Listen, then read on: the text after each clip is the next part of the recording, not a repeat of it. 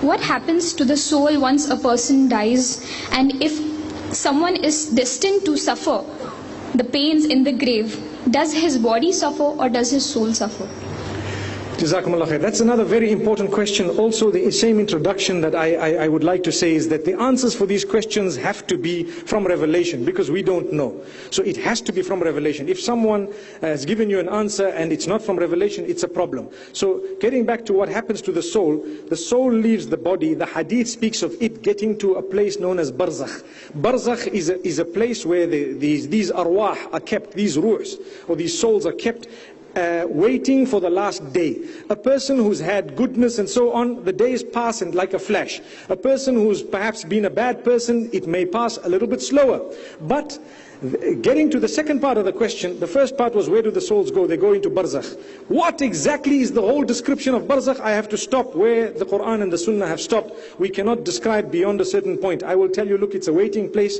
The souls do not come back to greet the family members every year. You need to know that. Some people say, okay, every year the soul comes back, salam alaikum, how are you? Some people say the soul comes back to us and cleans the home. And some people say the soul comes back and does this and does that, and I feel it. Those are, jinn sometimes. Those are the devil sometimes. Those are the qareen sometimes. That's something else. Those are spirits, known as spirits in some traditions. But it's not the soul we're talking about. It's not the individual. They don't come back to you and say, hey, how's it guys?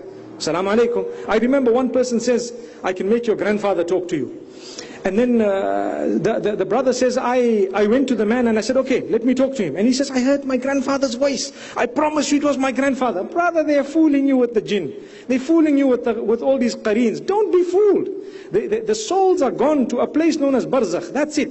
Allah subhanahu wa ta'ala knows best. When it comes to the connection of the soul and the body, Allah subhanahu wa ta'ala lets the body feel the punishment together with the soul in a way that He knows fit, that we don't know the explanation of. That's what it is. So when we say adhabul qabr and the punishment of the qabr, it is a reality and it is felt, body and soul. How? I don't know. Allah knows. I stop at that and I believe it, because I cannot add or subtract. I have to say, Ya Allah, one day, well, I don't even want to be shown it, because I don't want to be a part of it. But one day, if you are curious, perhaps if you get to the other side, you can ask, say, Ya Allah, how did you do that? How was it? For now, it's called belief. We believe in the unseen. Someone might say, well, these people, their bodies were, lost, or their bodies were perhaps disintegrated because of something. And how would they be punished?